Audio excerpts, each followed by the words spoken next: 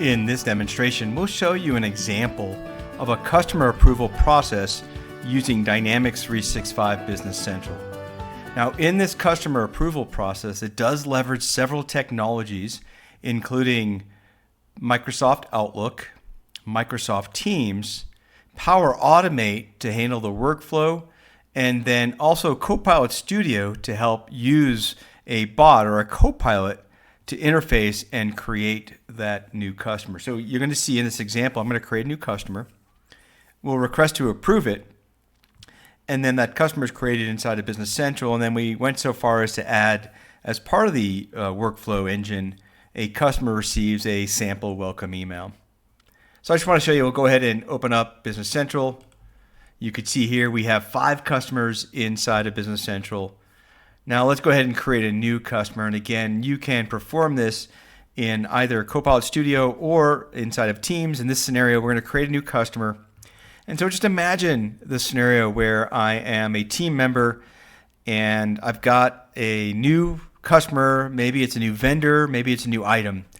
And while I can open up Business Central, I can also just interact with Teams because it's prevalent. It's right here on my screen. So I wake up my Copilot and I tell the Copilot that I need to add data to Business Central, and I select Enter. And then it says, Craig, how can I make your day easier? What do you need to add? I'll choose Customer.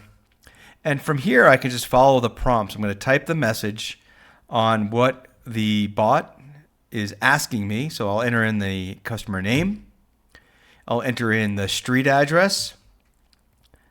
I'll enter the city, the state, as I type my response and hit enter.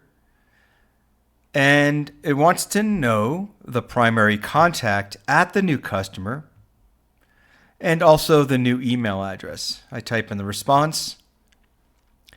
And now that customer onboarding experience has begun. Now there's going to be a request for approval. I could perform this approval, right? So my manager would either get a notification inside of Teams to approve, or if I were to switch to Outlook, you can see my manager gets an approval request inside of Outlook.